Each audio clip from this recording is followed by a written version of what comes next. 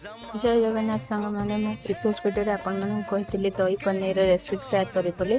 आज देखो दही पनीर रेसिपी मु कौन कौन नहीं पनीर कैप्सिकम पियाज टमाटो भुसुआ पत्र आउ धनिया पत्र कंचा लंका बटर आ चलते ये आम बनवा दही पनीर बनाई। प्रथम गैस रे कड़े बसैबा कड़े टे तेल दबा तेल गरम हो गले से बटर दबा आते हल्दी गुंड जीरा गुंड पकेबा आपन चाहिए लंका गुंड पके पारे।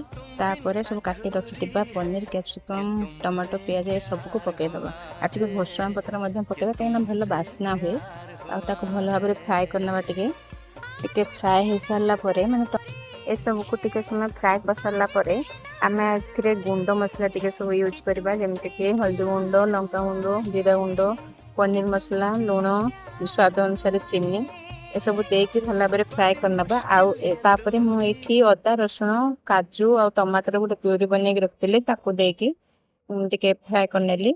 तापर 5 मिनिट छाड़ी देती मुझे दही रोटे ग्राइंडिंग कर पेस्ट रखी दहीटा को ग्राइंडिंग करदे ना छिड़छिड़ी हो से पेस्ट को मुझे भल भाव फेंटी देती।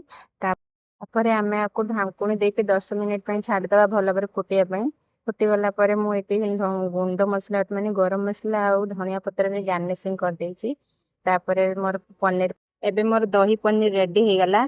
एबे देखो फाइनल लुक मु परोटा सहित एटा सर्व करछि आपन माने रोटी सहित भी खाई परिबे। वीडियो टी भल लागिले लाइक शेयर सब्सक्राइब निश्चय करदेबे। रहिली जय जगन्नाथ।